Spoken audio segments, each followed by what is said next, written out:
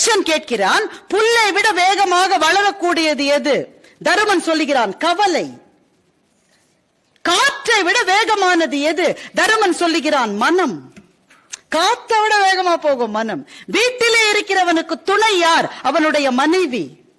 வெளியிலே போகிறவனுக்கு துணை யார்? அவன் கற்ற கல்வி. இந்த கேள்வி பதில் போய்கிட்டே இருக்கு. கடைசியில் யக்ஷன் கேட்கிறான், மகிழ்ச்சியானவன் யார்? தருமன் பதில் சொல்லுகிறான். சத்தியமா இது மகாபாரதத்தில் இருக்குங்க, இது நான் சொன்னது அல்ல.